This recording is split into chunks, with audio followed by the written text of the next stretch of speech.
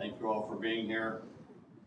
And of course, my deepest thanks to a friend of deep friendship and long-standing Richard Salem. I can't remember how many years ago it's been, but it's been quite a few. And I remember when he started Enable America. And you know, I have more to say about that in a second, but I like to think that perhaps the toughest 10 years of Enable America is behind us. Now we're going to have a new sort of an expansion of Enable America because of more employment of people with disabilities. I also want to recognize Chet Culver, my great friend. I knew him when he was little. I've used that line before. He was at one time. But of course, his father, who is a great friend of mine, former Senator Culver.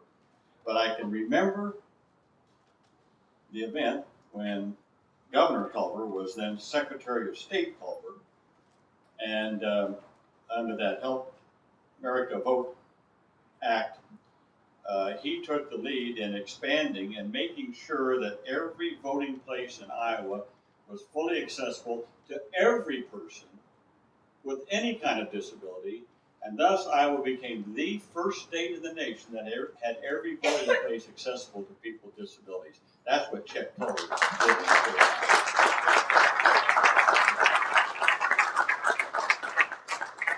So we are all grateful for Enable America's dedication to help increase the employment of people with disabilities. You know, I might just go off my cards here for a little bit. You know, when we passed the Americans with Disabilities Act in 1990, we knew what we wanted to do. We worked on this for several years, and we finally got it through. Strong bipartisan support. In the early years of ADA, we were most interested in getting certain things implemented, like the built environment, making sure that transportation was fully accessible, making sure that communications and telecommunications, especially for the deaf, hard of hearing, were also fully available. And so those things were sort of being implemented through the 90s. And I think a lot of us thought that, well, sometime in the late 90s, will we get all this stuff sort of set in? Because there was always the fear that someone was going to come along and start nibbling away at the ADA. I thought, well, at that time, then we'll really make this frontal assault on employment. Well, then in 1999, we got hit with 3 cases, the Sutton Trilogy cases. And then in 2002, the Toyota case, which threw a lot of confusion in the workplace as to who was disabled and who was not, who fell under the umbrella of ADA, who didn't. We then began a process, well, really right around about 2001, even before the Toyota case, of trying to get legislation passed to let the Supreme Court know what we really meant. I remember one time Bob Dole and I, we were over at the Supreme Court for one of those Sutton cases. And we walked out afterward, and one of the reporters asked us about the decision of the court. And Bob Dole, in his usual way, said, you know, they said we didn't have enough evidence on discrimination. He said we had, I forget the number, but it was 300 and some cases. He said, what do they want? They want 350, 400, 450, 500? If they just give us the number, we'll get it for them. Well, we finally went to work, and we finally then passed the ADA Amendments Act of 2008, and signed by the second President Bush. Well, that cleared up the confusion that had been instigated by the Supreme Court 9 years earlier. So I give you this little tutorial to say that, you know, we've been very frustrated. Those of us who have worked on the ADA and worked all these years, frustrated by the fact that still 2/3 of people with disabilities are unemployed in America. You know, we see all these unemployment statistics, you know, whether it's 8% or 10%, or African American youth are close to 20% unemployed. Think about people with disabilities, 2 out of 3. That's 66% unemployment. And these are people that can work, want to work, can contribute to our economic well-being in America. So after we got the ADA Act amendments passed in 2008 and 2009, some of us then began to focus on, okay, now we've got to make a frontal assault on this. Of course, Enable America had been working in the trenches long before that on getting people employed, even though we had those Supreme Court cases that made it very tough. Richard was out there all the time, state after state, going around the country, making sure that we could open whatever doors we could. So in 2009, we took this on and said, we got to make some differences. And I met with a group of CEOs and business community, and I also met with the disability community as to how we would approach this. And so that started in 2010, this effort. In 2011, the U.S. Chamber of Commerce issued a report, and they committed themselves, the U.S. Chamber of Commerce committed themselves to employing 1 million more people with disabilities by 2015 in the private sector, in competitive employment. That's the key word, in competitive employment. And we've found in the past that so many people with disabilities, even if they got a job, it was a dead-end job. It didn't challenge them. It didn't provide them any kind of training development to further their skills, to become more responsible, to take on more responsibilities and increase their aptitude in jobs. It was sort of dead end. And so the Chamber of Commerce came out with that. The disability community got together, and this spring we had a meeting up in Connecticut, sponsored by Walgreens.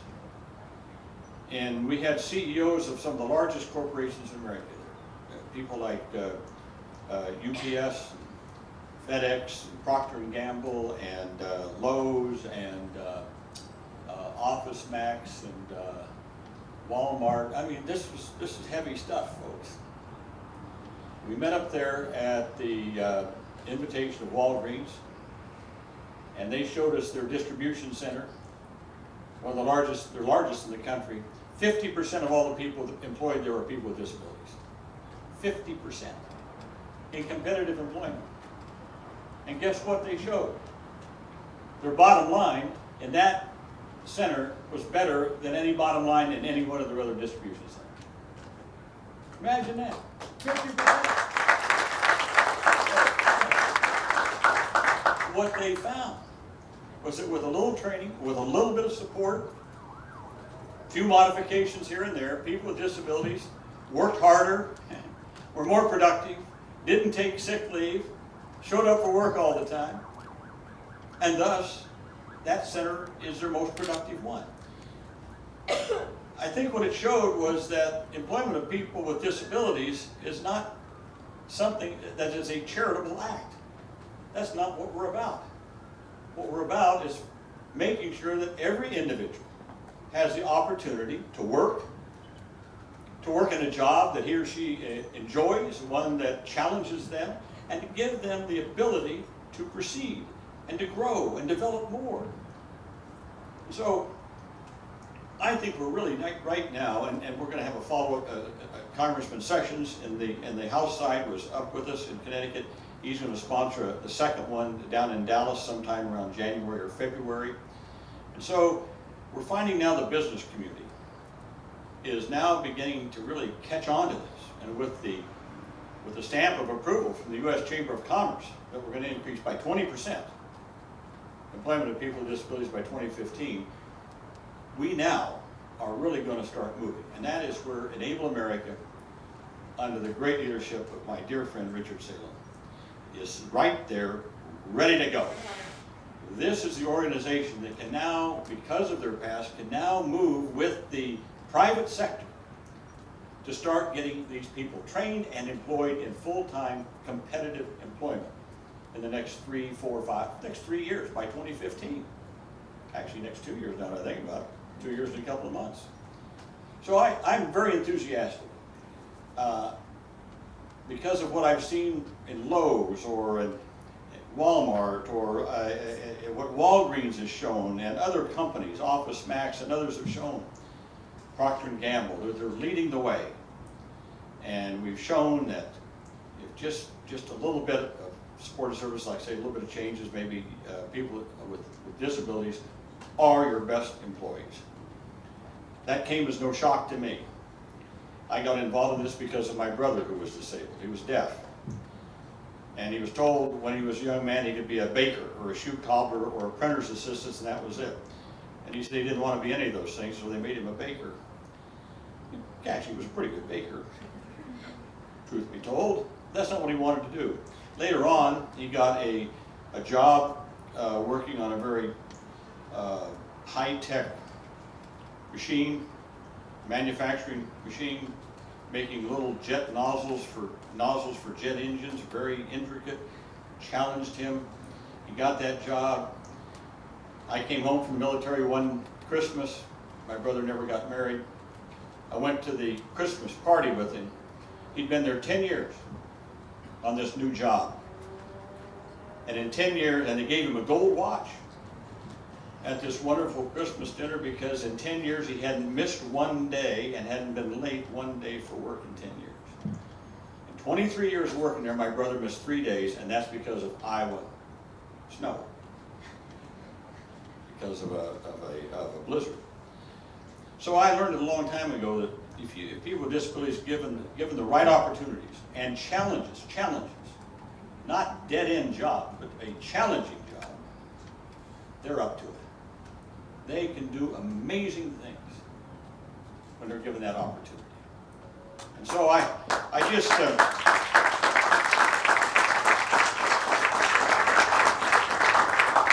this is my way of saying thank you for this wonderful award, but so many other people have preceded me and so many other people do so much good work in this area.